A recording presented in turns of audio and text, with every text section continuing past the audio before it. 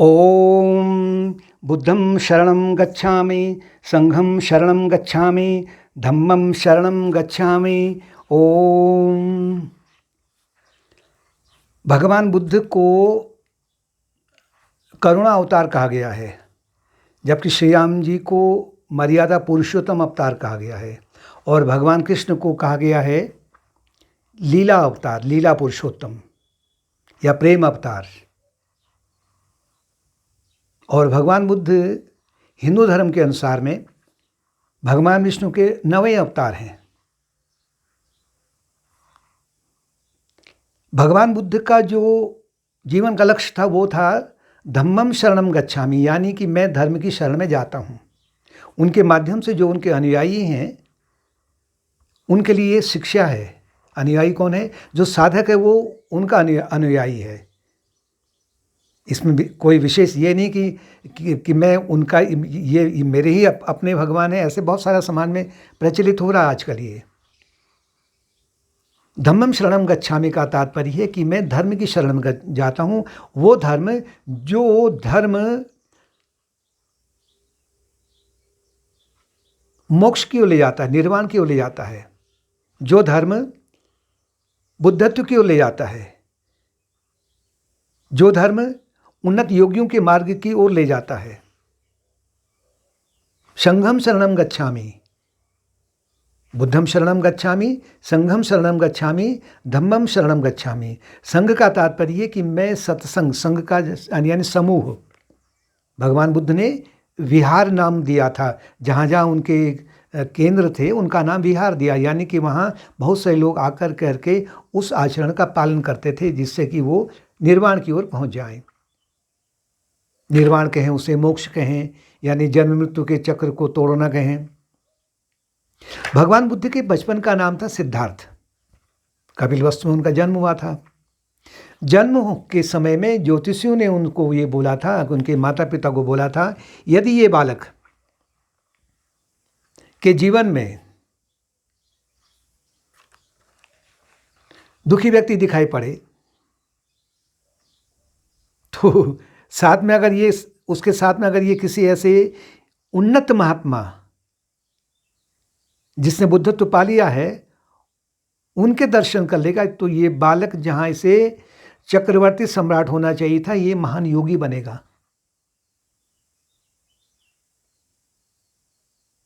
दुख का तात्पर्य है कोई वृद्ध है, कोई रोगी है, कोई मृत है, या किसी को आर्थिक हानि हो रही है, किसी के परिवार में संकट उत्पन्न हो रहा है, किसी का संबंध बिच्छो हो रहा है। अनेक प्रकार के जो दुख हैं, क्योंकि संसार 3 तापों से ग्रस्त है, दैहिक, दैविक और भौतिक। शारीरिक कष्ट हैं, मानसिक कष्ट हैं और संसार के कष्ट हैं। तो माता पिता ये चाहते थे, क्योंकि राजघराने में जन्म हुआ था, तो माता पिता यही चाहते थे कि हमारा बालक राज्य की परंपरा को आगे बढ़ाए और कुल की परंपरा को आगे बढ़ाए, ये भी चक्रवर्ती सम्राट बनेगा। हर कोई माता पिता यही चाहते हैं आरों में। लेकिन वहाँ ईश्वर को कुछ और ही, ईश्वर की नियति कुछ और थी। दैवी विधान से ये इस प्रकार के लोग उनके जीवन में आने लग गए। जैसे मृत व्यक्ति है, रोगी है, दुर्बल है, वृद्ध व्यक्ति है, या शव है कोई, इनसे उनके मन का जो वैराग्य है वो प्रबल होने लग गया। और उस वैराग्य में उस वैराग्य की अग्नि में घी का काम किसने किया कि इनको दर्शन हो गए एक महान योगी के। महान योगी की शिक्षा के अनुसार में इनको ये पता चला कि अगर ये दुखों से छुटकारा पाना है तो तप करो, साधना मार्ग को अपनाओ। लेकिन उस बीच में इनका विवाह भी हो गया। यशोधरा इनकी पत्नी का नाम और राहुल इनके पुत्र का नाम था। अब अगर घर में पत्नी ही है, युवा पति है, बालक का जन्म हुआ है, राजघराना है, कोई दुख नहीं, कोई अभी वर्तमान में कोई दुख नहीं है, तो क्या होता है? स्वाभाविक है कि उनके प्रति आसक्ति हो जाती है, यानी वो उसमें, उस सुख में डूब जाता है। लेकिन भगवान बुद्ध के लिए ऐसा नहीं हुआ। उनके लिए तो ये एक प्रकार का जो जो योगी थे, उनके दर्शन होने पर वो उन्होंने उसको त्याग दिया।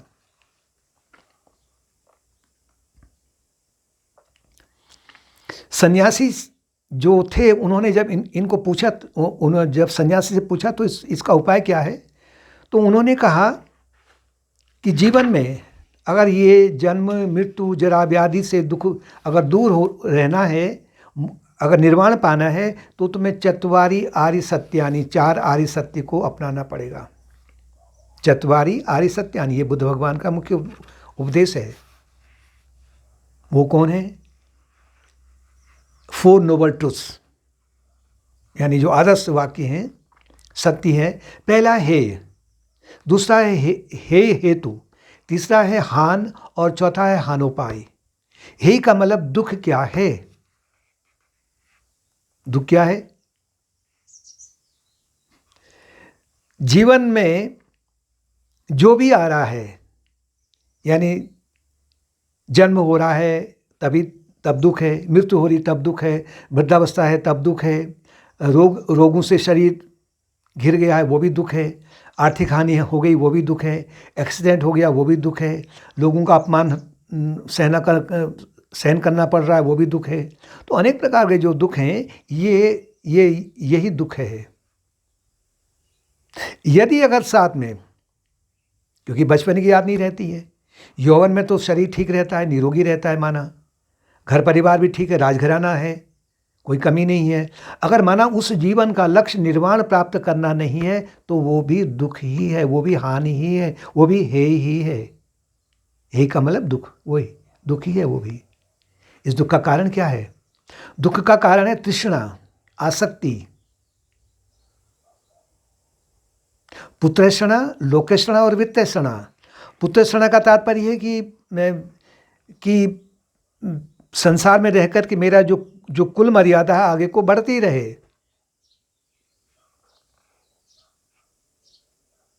साथ में मेरे बहुत सारे ऐसे लोग हों जो मेरा कहना माने, मैं उनका आदर्श बन जाऊं।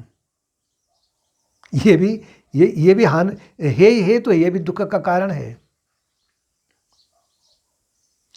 और जितना ज़्यादा ये तृष्णा है, जितना ज़्यादा हम तृष्णा की ओर भगेंगे, उतना ही तृष्णा और भी प्रबल होती जाती है।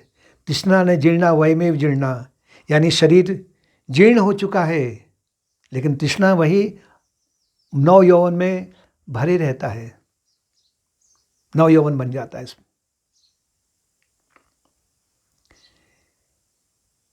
बुद्ध भगवान के अनुसार में ये तृष्णा पहली तो है काम तृष्णा, दूसरी ओर उस ओर था पुत्रेषणा, दूसरा था लोकेषणा। लोकेषणा का मतलब मैं वायरल हो जाऊं, और वित्तेषणा का तात्पर्य कि मेरे ठाट बाट हो जाए, किसी तरीके से हो। ये निकेन प्रकारेण मैं सुखी रहूं बस। बुद्ध भगवान कहते हैं कि इसको उन्होंने कैसे बोला है? उन्होंने बोला काम तृष्णा, यानी इच्छाएं, कामनाएं कभी भी समाप्त नहीं होती हैं। इंद्रिय सुख जो कामनाएं हैं, इंद्रिय सुख उससे प्राप्त होते हैं, और इंद्रिय सुख कभी भी थमते नहीं हैं, निरंतर बढ़ते जाते हैं। दूसरा, इससे क्या उत्पन्न होता है? फिर भवतृष्णा उत्पन्न होता है। भवतृष्णा का तात्पर्य है इंद्रिय सुख। ये हेतु है, यानी दुख का कारण है ये। तीसरा विभव तृष्णा। विभव का तात्पर्य है यदि अगर काम तृष्णा है, भव तृष्णा है, यानी इंद्रिय सुखों की तृष्णा है, मन में कामनाओं की तृष्णा है, तो स्वाभाविक है कि व्यक्ति जन्म और मृत्यु के चक्र में आगे को निरंतर बढ़ते रहेगा। यानी कि वो चाहता है कि मैं अगले जन्म में और सुख लूँ। इस जन्म में मुझे सुख नहीं मिला है, या मैं अपंग था, अगले जन्म में मैं शरीर से स्वस्थ रहूँगा, तब सुख भोग लूँगा। इस जन्म में संतान नहीं है, अगले जन्म में हो जाएगी। इस जन्म में पुत्र संतान नहीं है, अगले जन्म में हो जाएगी। इस जन्म में मेरे पास में गाड़ी बंगला नहीं है, अगले जन्म में हो जाएगा। यानी कि इन कामनाओं के पीछे निरंतर वो विभव तृष्णा की ओर भग रहा है। ये हेतु है। इसके विपरीत जो तीसरा जो आर्य सत्य है वो है हान। हान का तात्पर्य है कि इसके विपरीत क्या है? दुख के विपरीत क्या है? दुख के विपरीत सुख है। वो सुख क्या है? वो सुख अपने भीतर छिपा हुआ है। हानोपाय, उस सुख को प्राप्त करने का, यानी दुख को मिटाने का क्या उपाय है? इसे निरोधगामिनी पथ कहा गया है।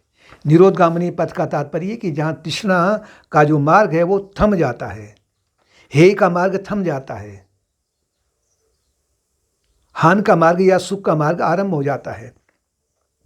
इसे भगवान बुद्ध ने अष्टांग मार्ग के रूप में बोला है, और वही योग मार्ग में उसे अष्टांग योग के रूप में भी बोला हुआ है। जैसे कि उधर यम है, 5 यम है, 5 नियम हैं, यम, नियम, आसन, प्राणायाम, प्रत्याहार, धारणा, ध्यान, समाधि, अष्टांग योग है। बुद्ध भगवान ने भी उनको उसी तरीके से बताया, लेकिन कुछ घुमा के बता दिया है, समझाया वही है। पहला इसे कहते हैं सम्यक मार्ग। सम्यक मार्ग का तात्पर्य है कि मध्यम मार्गों को अपनाना है, न तो अति करनी है न कम करना है, मध्यम मार्गों को अपनाना है, मॉडरेट पाथ।